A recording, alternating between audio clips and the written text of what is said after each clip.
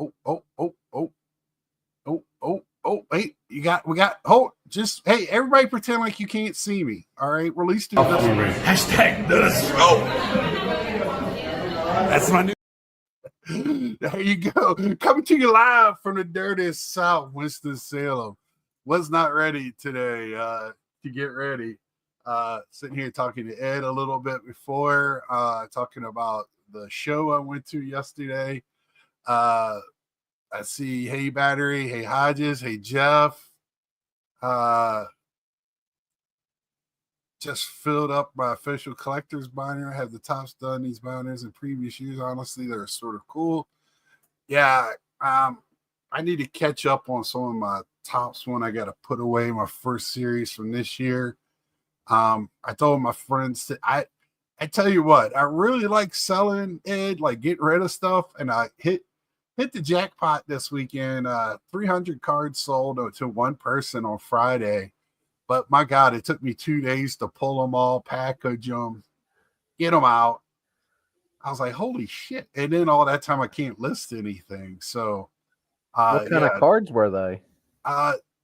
They were mainly, so I have my cards put away in alphabetical order. That's the way I've always done them. Because I hate it when players got traded and I had them in 2 or 3 different teams. I never liked doing them by year. Always like having them by player. So, if I wanted to go see a player, it didn't matter what team or year it was. I could just go see the player. I always wanted to look at the players. But so Sport Lots prints them off in year and then by number. I think Mike might be with his brother down in Baltimore, Eric. What's up, Hitman? Great video today. Great video. It looks like everybody had a good time down in Florida at the Clearwater show. Hitman, if you want to come on and talk about it, because I'm going to talk about one. I'm going to have Ed talk about one. We're going to talk about some shows all together. Yeah, I just like doing them that way, organizing. And if you watch my yesterday, I love to organize. I'm kind of OCD on it. But a lot of Freddie Freeman, a lot of Miguel Cabrera. Who else was on it? Ty Cobb. It was a lot of like vintage players, but in modern cards. There was some of that legacy, Yankee Lake Stadium legacy. I think he bought every one I had of that. Bought a lot of my Barry Bonds I had. I was just very happy. And like I said, I'm still listing. I've been listing in alphabetical order. I'm doing Vlad Guerrero Jr. right before I got on. So I have not listed a lot of cards, and it really didn't make a dent in my cards, but I was happy to get rid of them. It was a box full. So I meant to list. I know some people have been asking for my Sport Lots and eBay stores. I'll put them on in the about after this channel. After this, I meant to put it on before. Let's see who's showing stuff. Oh, Jason's showing stuff in our channel that he picked up. So talked about some passion yesterday. I don't know how much I want to talk about that tonight. I just want to kind of explain where I've come from. I mean, Ed shows great passion when it comes to certain things. Here, Mike, I am drawn to people that really love what they do and that are intelligent. And,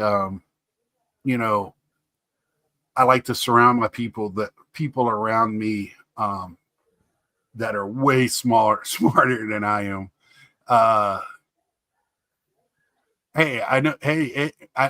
Eric, I know he likes the Smiths. What did I get you last year at the show, Ed? What did I bring you? You got me that Smiths t-shirt. That's right. So, I listen to my friends and kind of try to know what they like and what their passion is. Me and Ed talk about music quite a bit. We have Yannick. Hey, what's up, buddy? Speaking Joe. of music, we definitely don't have to worry about Lollapalooza for the National. Right. That was good. God, that lineup is bad. Music people over here: Eric, Yannick, Joe. The music, yeah.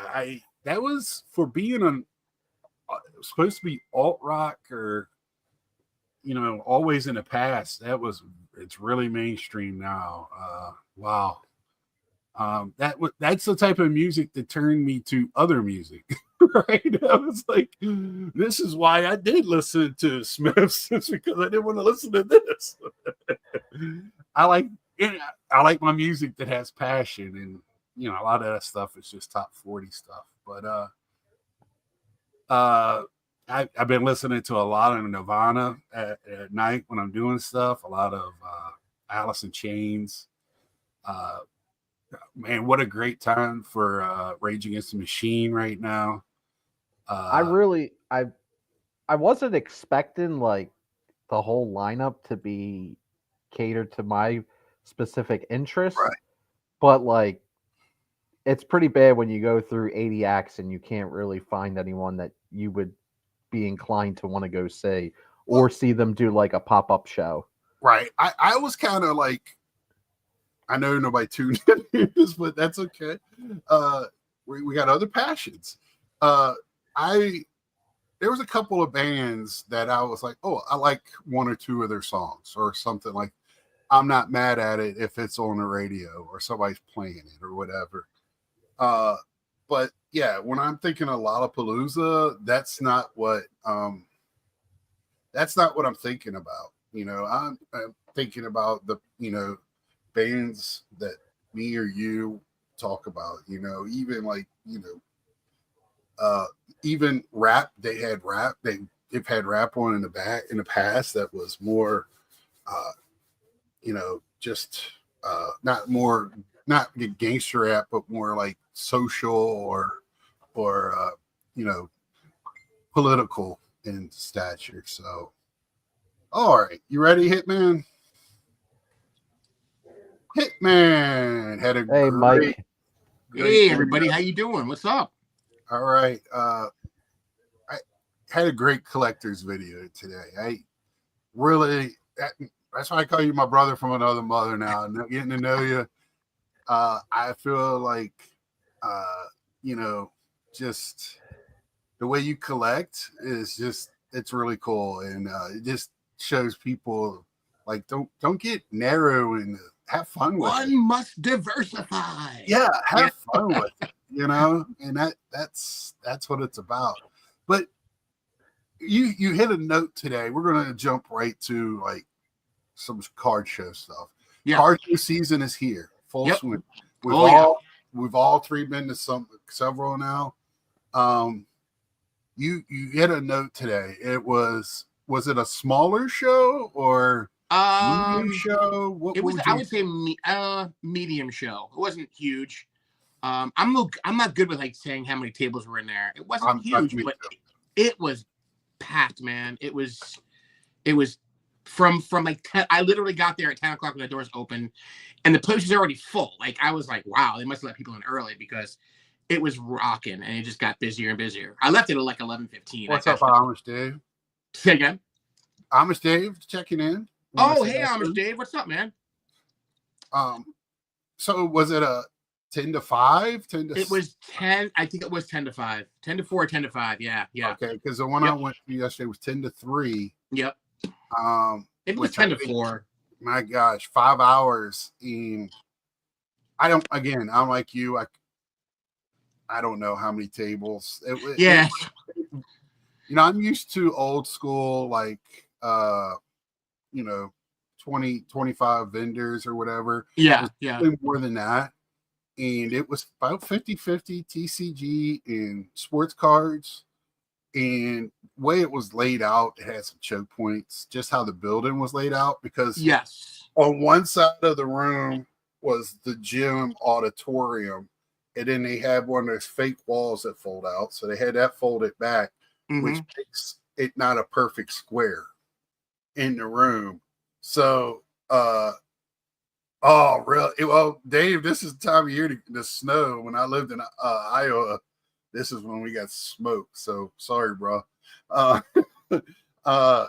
So it wasn't perfectly square, and they were trying to have tables around the outside with, I don't know, kind of with the Roman squares in the middle. Yeah, that's exactly what. There I go, flipping over again. I mean, for real, this is ridiculous. Oh my God, it never fails. So everybody that's watching like this, just Yo, stop flipping. the flipper hitman. Well, flipping's the way to go, baby. Literally. Yeah. And so because I talked to somebody there, I was like, yeah, I just went to the Philly show a couple of weeks ago.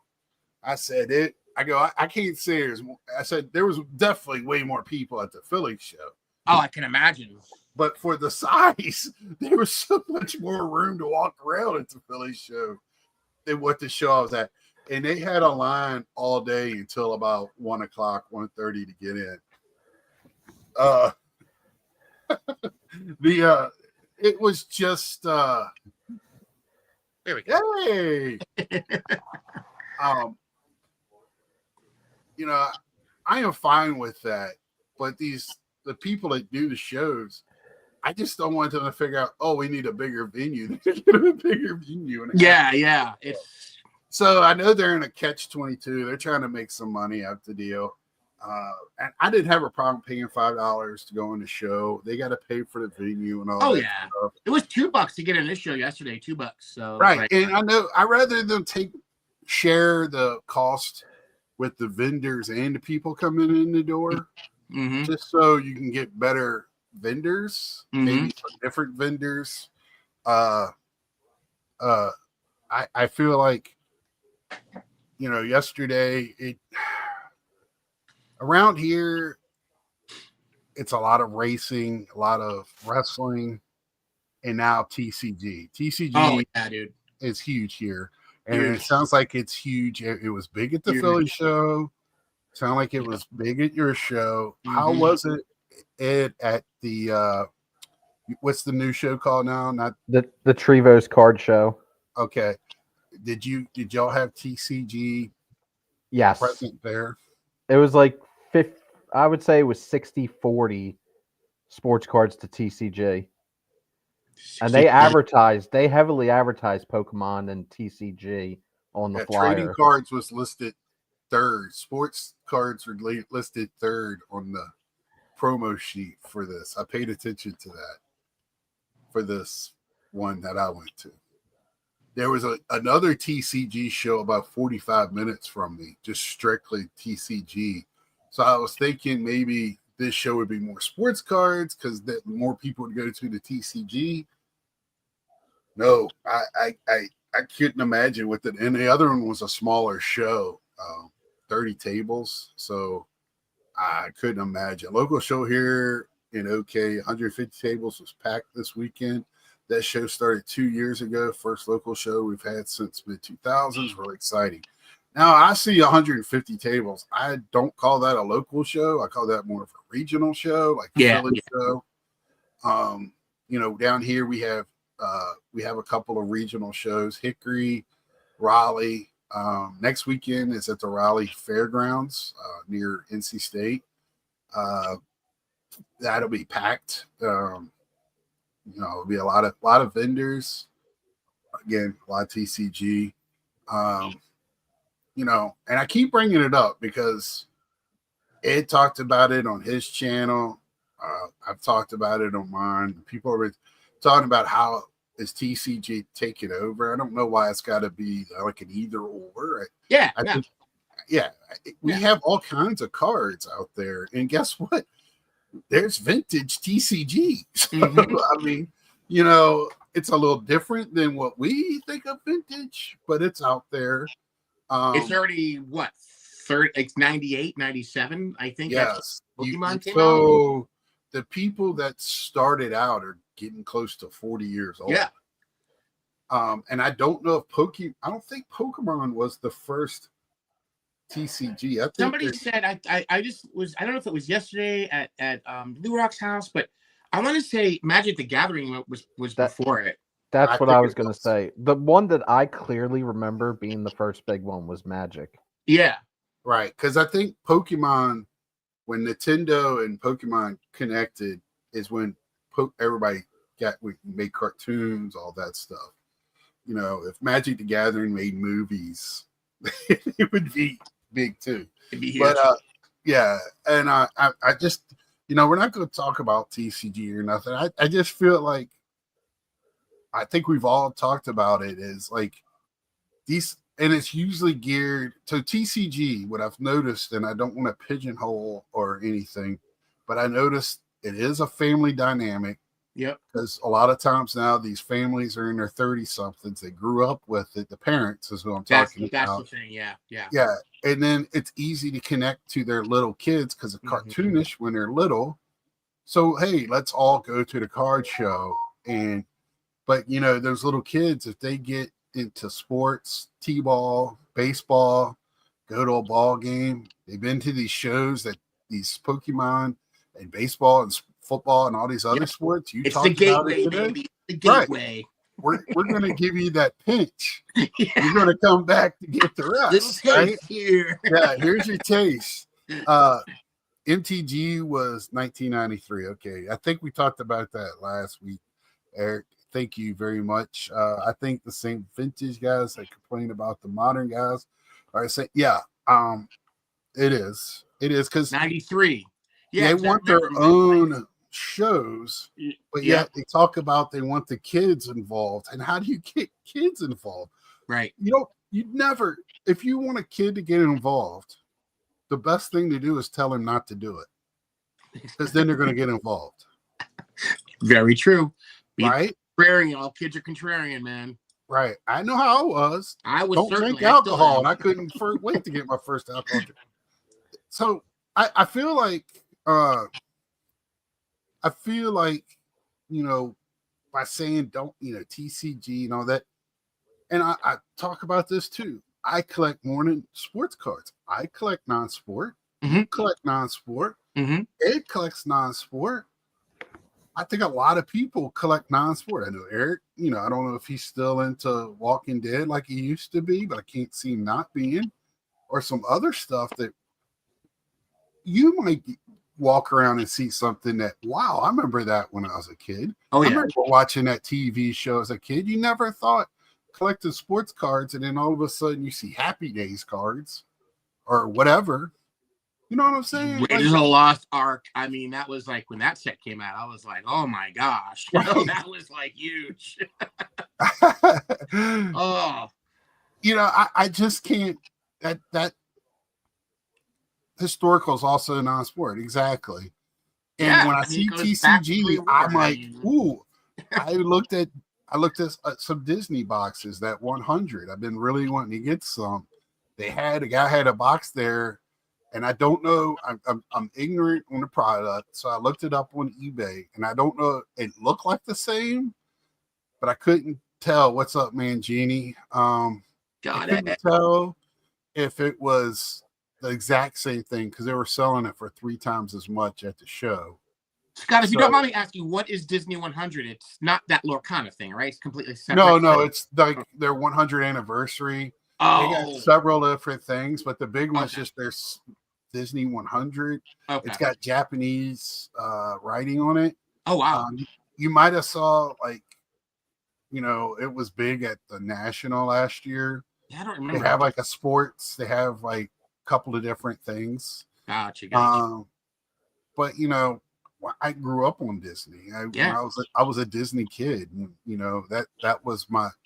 I went to bed many a night listening to Disney records. Yeah, that's what, you know. I went in my nap time, and I don't remember much about kindergarten, but one of the things I remember is listening to records when we nap time, and that's what we listened to most of the time.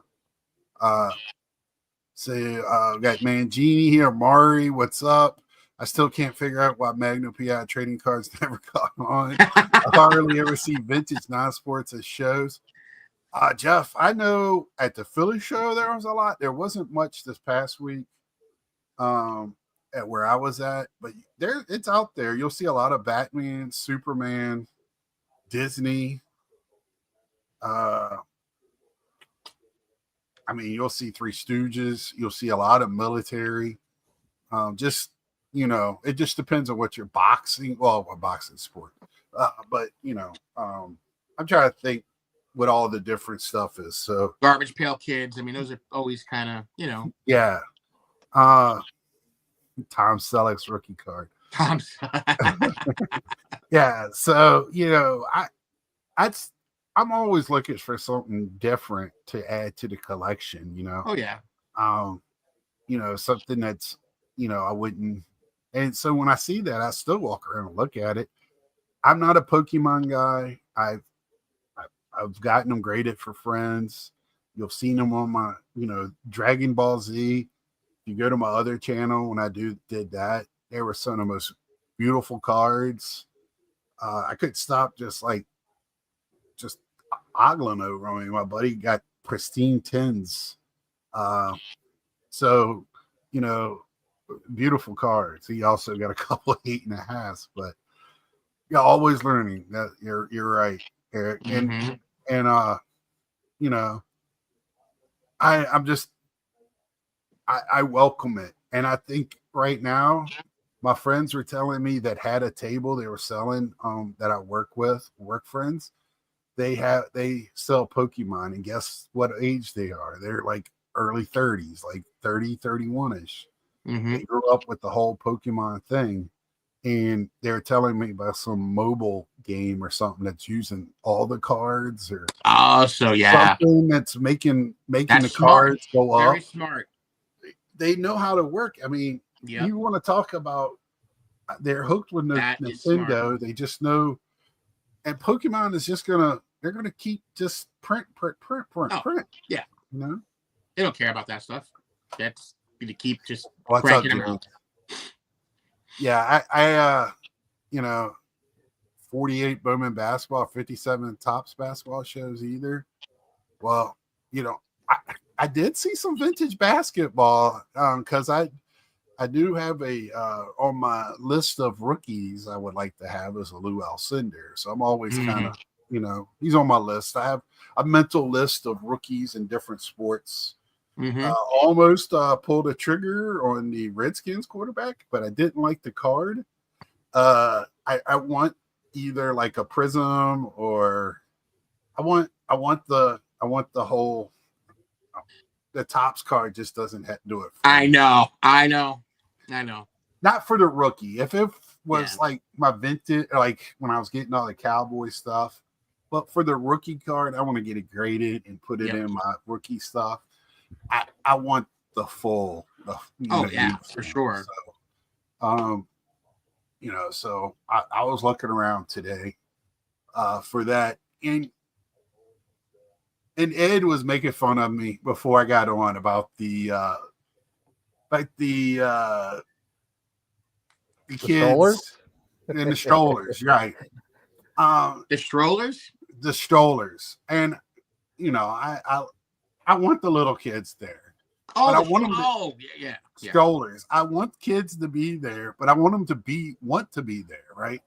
If I look over and it's one of those, strollers that have bigger wheels than my car, and they're pushing through, and the kids are not in the stroller, I'm like, what are you doing? I understand the parents want to be there, but sometimes you just gotta take the bullet, man, and just sometimes you can't go and play with your kids somewhere if that's what it.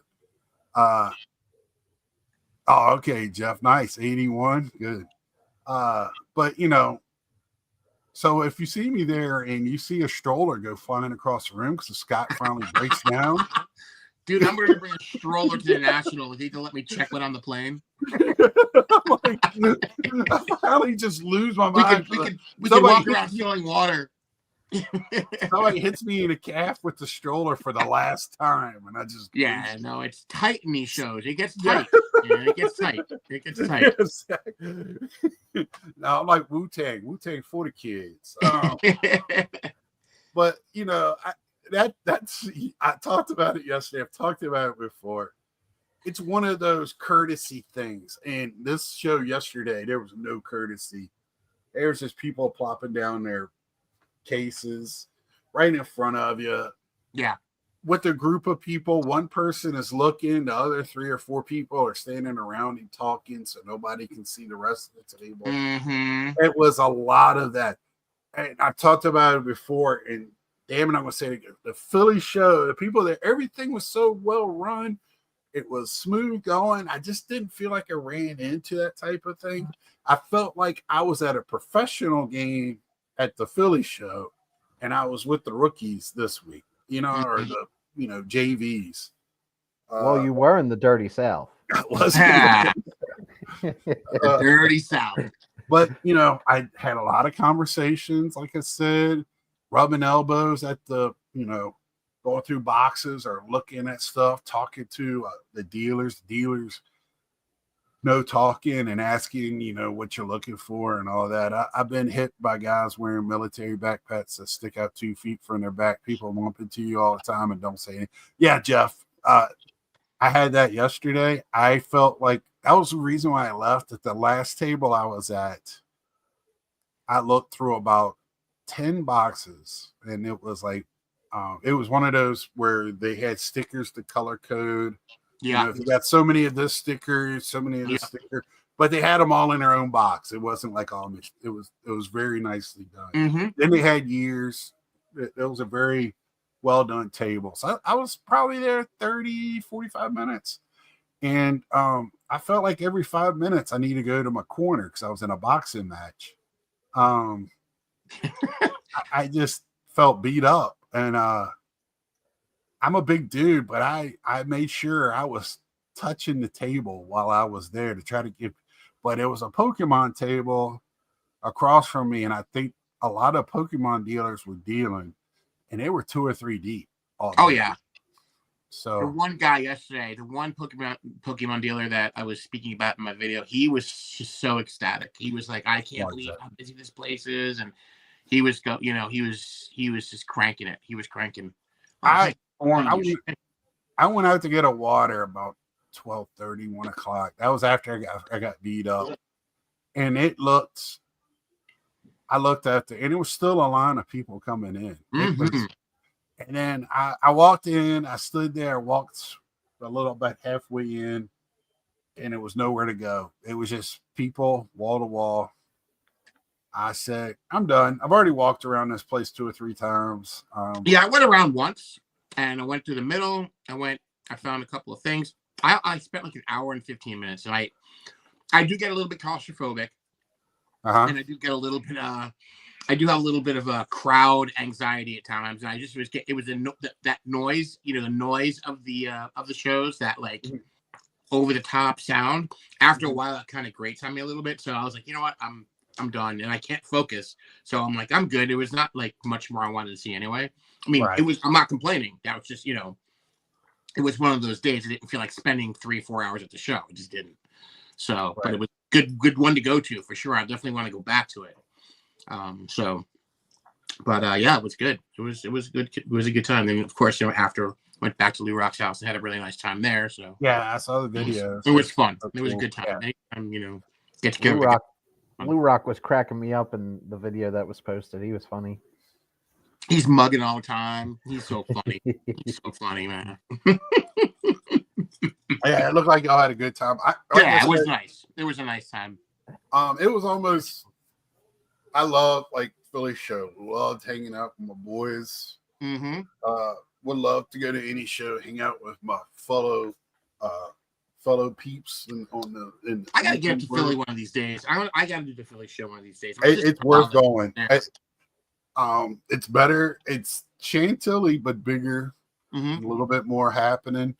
I didn't have to fight to pee. I didn't have to fight to get a water. I didn't have to, there is not on, they probably could use a little bit more seating somewhere. They have room for it, definitely. Mhm. But man, for regional shows, that was pretty good. I got to give it to them. They not more than pretty good. It was real good. I went up there, didn't know what I was expecting when I went up there. But we had, and when I want to define, to me, because I've said before, words have meanings. So let me talk. When he said 150 tables, that's, to me, when I think of regional, that's like a regional show. Mm-hmm.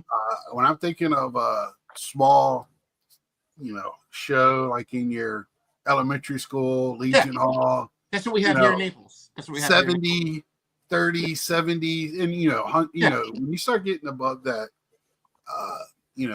shoehorning them in there is some issues. And then you have your bigger, like, big regional shows, like, almost like the other two Chicago shows, or even Dallas and Philly and Burbank and all these other ones now. They, and the reason why I'm getting to that is I really wanted y'all to come. I wanted some people to voice their opinion in my chat and with me to have this discussion. I brought it up before this all started. It started to be shows all the time, and they want small shows. Everybody wanted to be a destination show.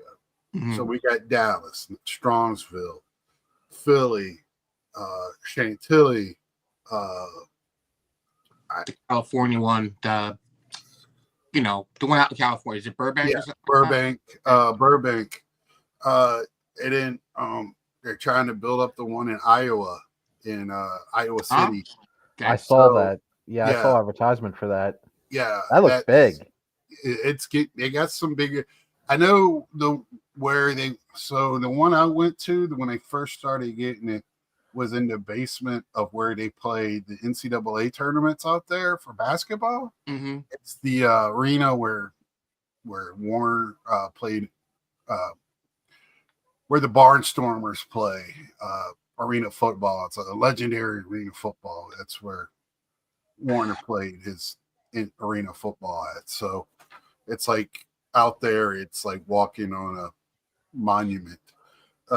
But they have, like, downstairs, they have areas. They put up like 4 or 5, maybe even 6 basketball courts downstairs underneath arena for travel ball, so they can have tournaments. And it's just a huge place, and they're trying to make that grow out there, and it's right in the middle. It could possibly work. Is it in the Quad Cities or is it in Des Moines? It's in that one was in Des Moines. They're trying one in Iowa City as well, which is where Iowa State plays, Cyclones. Oh, okay. So they don't do one like in Davenport or nothing like that? No. They might have small ones. I went out to Sioux City, which is on the border there. It was on the Iowa side. I went out there for a bigger one. So Dan Blast started here in Las Vegas, Front Row Card Show now in Portland, Seattle, Phoenix, Pasadena.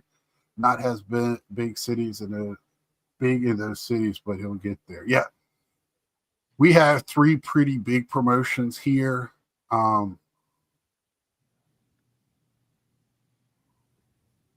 You'll have to see that tomorrow, Battery. Not to throw shade. No, go ahead. To throw shade. But remember in 2022, like after the peak of 2021, kind of like the prime of the COVID, people said card shows were going to go away and eventually die off. Remember that illogical narrative that was being pushed on like all the social medias within the hobby? Yeah. Right. How stupid does that look now? Oh my God. And I never was on board in that, but this is what I'm on board with. And Garrett made a video this week, Card Cutter. He's not going to the National. He's going to Strongsville. You don't have enough time to do both. but without saying it, he picked Strongsville to go to the National. He's not the first one I heard that. My boy James is on here. He'll go to Strongsville instead of Nashville. There's a lot of people, if they had to make a choice, and if they are making a choice, they're going to that one. But it's just not that show. We have these larger shows now.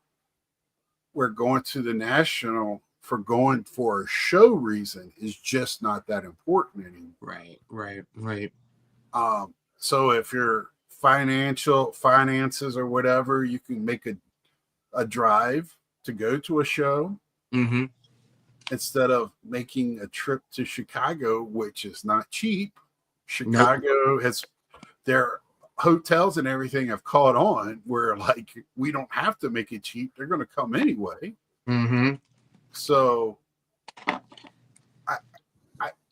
I keep saying I'm interested to see what happens at this show this year. I think it's going to be huge. I think it's going to be over 100,000 people. But I just starting to feel with the air of finances in the air, people, little fear going on financially. Me and Ed and some other people have talked about how expensive it is to go to the National. It's 100% a luxury event. Right. Yes. It's expensive. Yep. And you have a family with kids, wife, responsibilities. They come first. And it's very understandable to go to a trip that you can drive, maybe come back in 2 days and get the same amount. It's not 1,000 of your friends, but it's like us at Philly or y'all at yesterday at that show. 10 people. You can't talk to but so many people anyway. Right. It's true. Right. Well, I can tell you, Lou and Mr. Fisherbike, Mike Sixes, they're not going to the National this year. So that's more now that you said you heard. So yeah, I mean it can look a little different this year, in terms of the YouTube content creators being there. So it'll be interesting. Now you said, Scott, you said over 100,000. Now wasn't there over 100,000 last year in Cleveland? Didn't they hit? Yeah. I don't think. And they set the record a year before Chicago.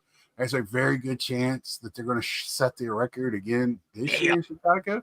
And why I think it's still going to be a huge show. And let's just, because Chicago and Cleveland don't need people to travel in to make it that right.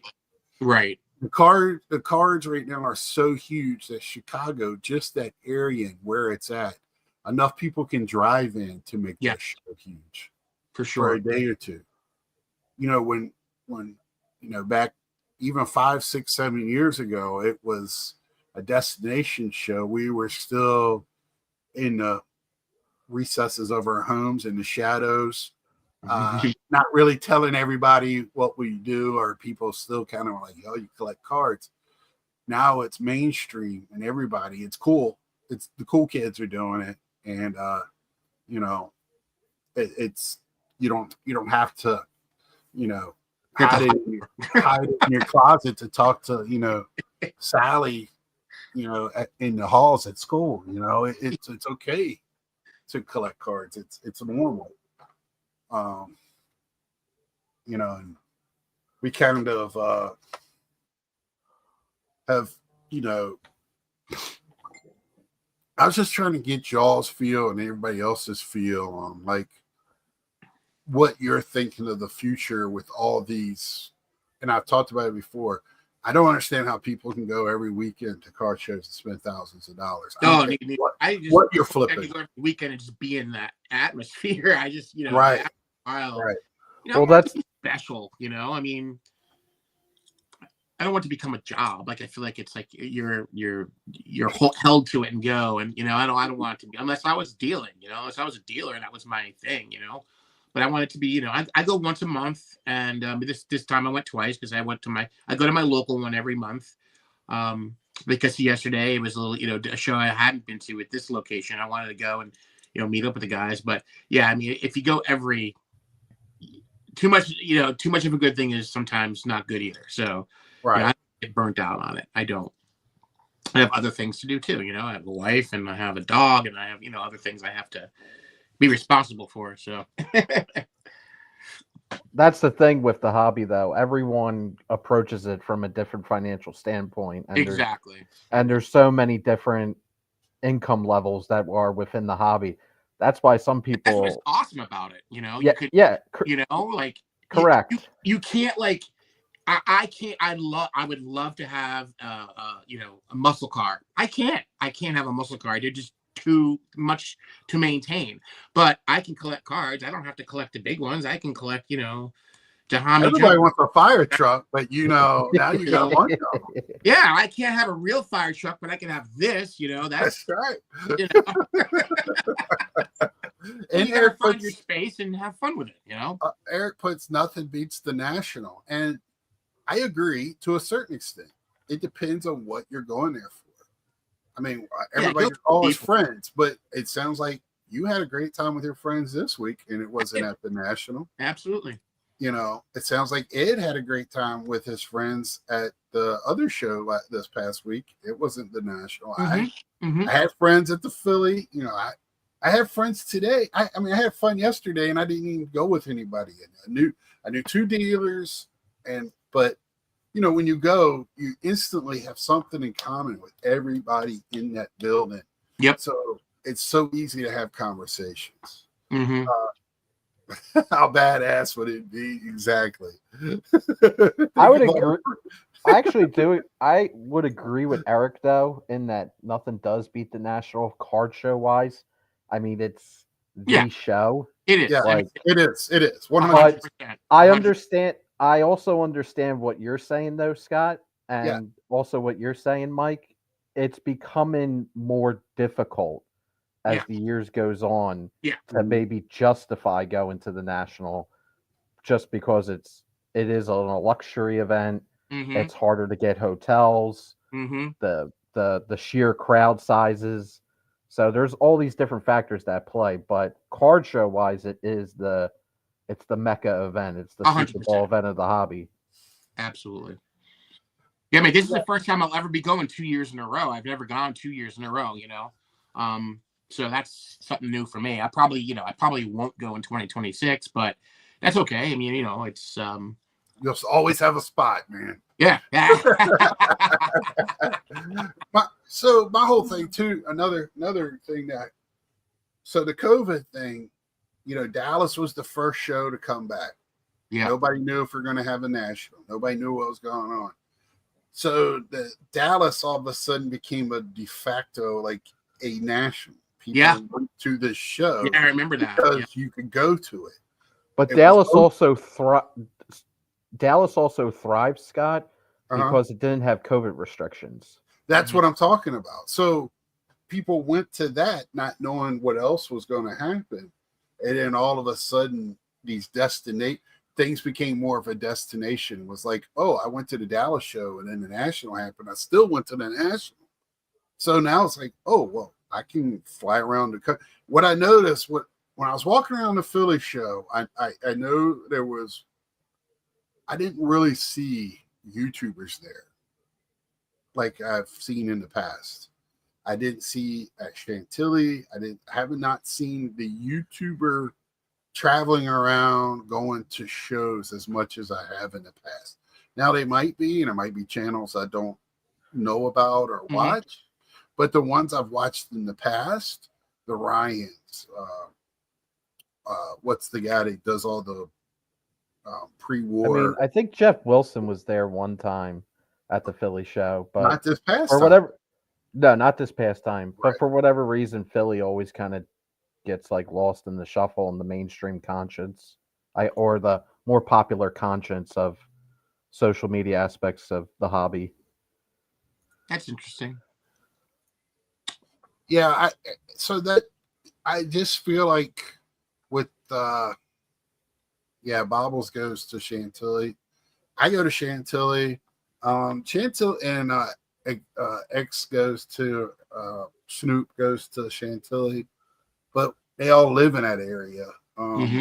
So I'm only 2 hours So I just go home to see the family and I go to Chantilly.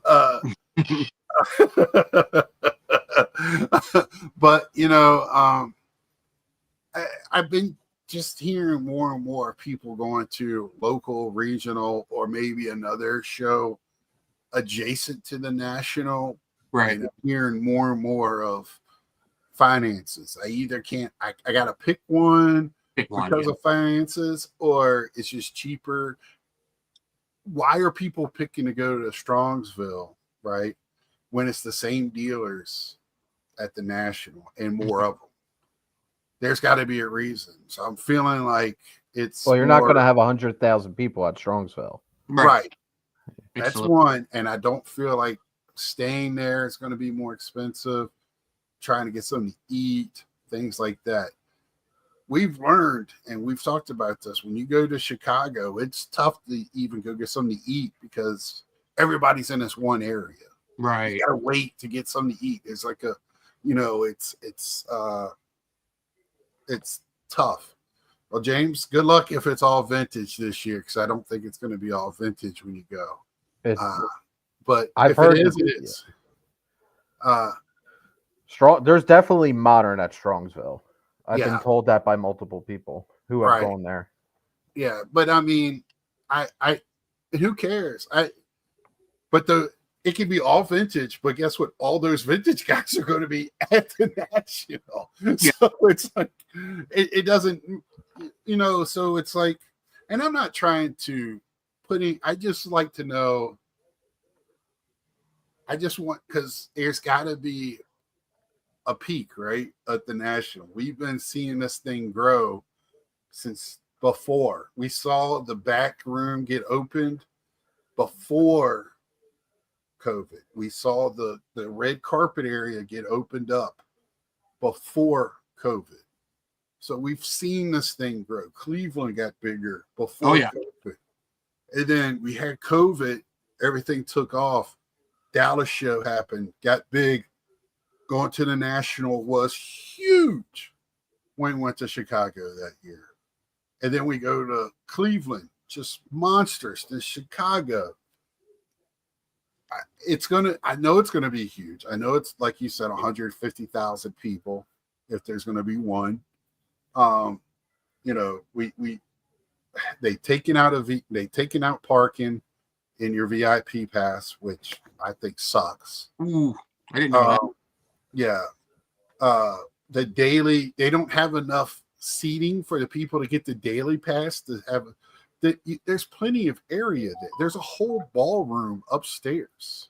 Yeah. Believe me, because that's where I went and pooped. In the ballroom? Well, the bathroom, the nicest bathroom. That secret bathroom.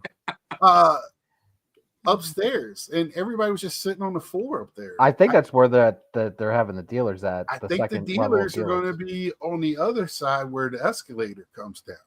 It goes up and down. So it's going to be multi-level? Yeah, this year they opened up the upstairs, so all the dealers. Are you talking about the escalators in the main lobby? Not where we came up, and not where you were sitting down waiting to go get you something to eat, but on the other side where people had to come in last year, where they actually have the Chicago shows. Yeah, the escalators in the main lobby. When you go up and go into that room, I believe that's where it's going to be. When I looked at the floor plan, you're talking about a potential peak. Like where is the peak going to happen, or when is it going to level off? And honestly, I don't see that leveling off anytime soon, just because of the way the hobby is set up now. Take, for example, if you want to sell any, I beat this point to the point of death, but if you go to card shows, where else are you going to sell either your sealed wax, or you're going to sell your singles, or your high-end vintage, or whatever you're selling? Where else are you going to sell a tax-free without a 1099? Mm-hmm. As that card shows. I agree to a certain extent, but what I've been watching, I watched at the Philly show, I watched at this show. people are going in now. We talked about this at the Phillies show. People are carrying their cases in there, and they think they're the dealers. And they don't want to get just 60, 70, 40, 50% on the comp. They want the comp. Correct. And they go to the trade nights and they trade the cards for cash. That's the little like that whole is baked into the culture nowadays. Right. But also on the opposite side of the spectrum, on the other end, if you're a buyer, if you're or a collector, or you just want to buy cards, you also don't have to pay taxes and you don't have to pay shipping at the card show. Mm-hmm. Some states, they knock you over the head on taxes, especially if you're buying a very expensive card. Say you want to, buy a Mickey Mantle. Are you going to buy it online for maybe $2,500 and have to pay 8% taxes on $2,500, or are you going to go to the National or a card show and make the deal in person, cash Right. or Venmo or some electronic form of payment? You're going to do that. So I agree. it's from both. It's from both ends, and this is why you're just seeing these card shows all over the place pop up, because it's really meeting a desperate need that a lot of people have in the hobby.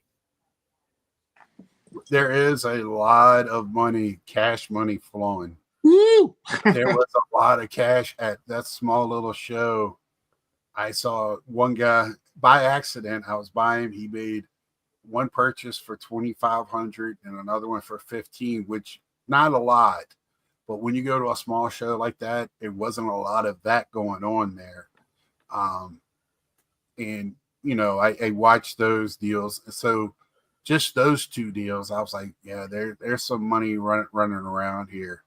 And those kids walking around, who knows what those Pokemons or Magics.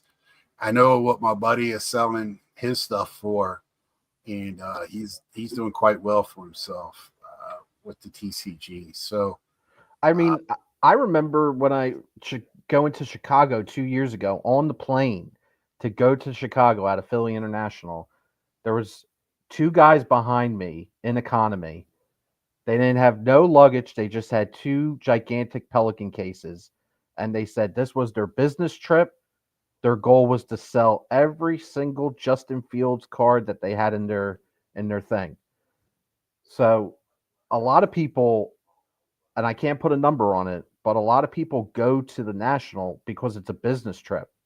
Mm-hmm. Well, we saw last year what a large part of the National is what you touched on was the trade night. So downstairs, trade night was every day, all day. Yeah, it was like so there was people we saw downstairs all the time when you went downstairs. The same people sitting in the same spot every day. They didn't. Correct. You never saw them go upstairs. And you're like, really? Exactly. People paid to come here to sit down. There was people that went to the National just to sit, plop down in a chair, and put all their cards out onto the table and sell. They were doing it in the food area too. Yeah. And they had to put signage up. They had to put verbiage up. I took a picture of it. I probably shared it in one of my videos or in one of the group chats. But they put a sign up telling people to stop doing it, but they couldn't enforce it. Yeah. They couldn't enforce that policy because they had a manpower shortage. When do you think it starts getting enforced, Ed? Do you think it's this year? Or like, when do you think? No, they're not going to be able to enforce that. Not with over 100,000 people. It's just logistically it's impossible. I think they're going to have an actual trade area. I think they're going to have this year, like an actual area set up for trading. Look at how they took over the lobby in 20. What year was? What was last year? Was in Chicago. They took over the lobby. Yeah, you could. And then when I say they, I mean people selling cards. And it's all demographics. I don't want to hear this bullshit narrative that it's just the young kids, because it's not. Fuck them kids. Oh. Yeah, I feel you. And I'm hoping, I know this is early to have talk, but, I've been to 2 shows this year. I've been listening to other people go to their local shows or regional shows. And when Garrett told me, or told us in his video that that kind of hit me, because Garrett's a great guy. Love that dude. I can't hold it back that, he's got him and is the Mike trio that hang around. That's my boy G Money Nut. Yeah. Think of the Miami Card Show. So we're gonna, I want to miss him at the National, but I still talk to him whenever I want to, but it just seems like I'm hearing more and more of this in our community. And like I said, being in Chicago, there's not going to be a shortness of how many people are going to be there. If people can drive there within a few hours, they're going to come, especially Friday afternoon, Saturday. Saturday is going to probably be a madhouse till about 3:00. And it was last year, 11 to 3. Man, was crazy. So, or last year before. But the showrunners. Go ahead. The showrunners are thankfully learning. Eric says always learning. Keep playing. But the showrunners are thankfully learning. They're letting people in earlier because they understand. Like, they know the numbers. They see the people buying the mission. Well, this year it's an hour and early, they 30 and they minutes. see the VIP packages being sold, so they know how many they're just going to have all based off those numbers. Right. So they're learning. They're getting people in earlier to get their passes. Right. Well, so early admission this year is an hour early, so 30 minutes. They started doing that at Cleveland, I think, Friday or Saturday and Sunday. Trading by the Lambeau in 21. Yeah. I feel like, it's going to be an interesting year. And I just wanted, because I brought this up, I don't know how many years ago. It was before COVID. In my basement in Iowa, because I was just like, man, I know how I am and how excited I am. Just excitement to go to any card show. Mm-hmm. But when there's one every weekend, man, I love a Ritz cracker, but if I have it every day, mm-hmm. What I'm saying is like, man, yeah. I want the saltine. But it's hard to put it out there because some people are like, oh, I could go every day to a card show. And I'm just like, I'll be broke. Yes. I mean, but I spent $35. I spent $35. That's all I spent. I took 200, spent 35, got this. And half of this isn't even for me. It's for other people getting goodie bags and stuff together. I feel like, I took the rest of that and put it in. I think I've talked about it before. I bought one of those books with the envelopes with the different numbers, and I took the rest of that money and put it in there. So, that's that. Whenever I get that full, that'll be my money for the National. Mm-hmm. And then I could keep my other stuff, my money in the savings that is for the National. Do something else with it. Or just save it. Heaven forbid if I save it. God forbid, man. Wow. Yeah. So, that's where I was going. I hope there is even more card shows, to be honest. And that way we can pick and choose. I wouldn't care if they have some that are specialty, like there was that TCG one here. At Strongsville is all vintage. That's fine. But I think there needs to be some crossover. So, I'm interested in how the National is going to play out, what the percentage is going to be. I know Ed likes to look at that when we go. So that'll be something that we definitely will be talking about in our house. There's definitely going to be TCG at the National. I mean, there's been TCG at the National as far as I can remember, all the way back to 2016, and also the non-sports stuff. That's another thing I've been hearing those rumblings recently, and I just shake my head when I hear it when people say, "Oh, is TCG going to take over the National?" Well, I mean, I hate to break it. Spoiler alert: TCG's been at the National probably like at least for over a decade since I've been going. Yeah. So it's always there, and that's the strength of the National. You see everything, which is great. Having all this great diversity of cardboard is a good thing, not a bad thing. Don't be It helps pissing the your pants. diversity of your clientele. Exactly. We want everybody to be inclusive. We don't want to exclude. Jeez, Like- we have enough of that in the real Yeah, world. Charizard can't hurt you. Right. Charizard cannot hurt you. It can, and he doesn't get hurt. Charizard will not get hurt. You know, I think we, anybody got any last words, and I'll end it.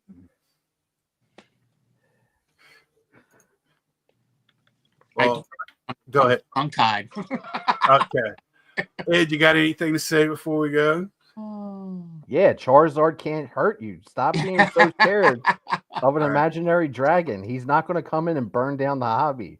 We're fine. TCG is over. I mean, Pokemon's over 30 Magic's plus years evil. old. We're fine. Magic has been around since 1993. Don't worry. Yeah. The Blue Eyes White Dragon from Yu-Gi-Oh! Isn't going to come down and burn down the National. It's okay. Take a deep breath. The Mickey Mantle market is still going Out of strong. Game of Thrones. How about them coming in? But let's just we sit here, just remember, you sit here and you talk about being inclusive, you talk about you want kids, you talk about you want this, that, and the other, and then you start being exclusive of what you want at the shows. Please think about that when you're talking. It's just have fun, go, take a breath, take a look at something. You might like something else. Yep. And if you don't, just walk right by it. Right. And say, hey, that's a table I ain't got to waste my time at. Well, Right. the comment Eric left there, if you want to highlight that one. There was one year at the National where one booth was 100% Marvel PMGs. Yeah, Eric, I think that was the curator. So you just want to keep walking, son. Yeah. Keep walking. So that's all I got to say. So until next time, like, share, tell a friend, go to a show, rub some elbows, talk to some people you've never talked to. Just make sure they're, you're not being creepy. So until next time, see ya. Thanks, Scott. Take care, guys. See ya.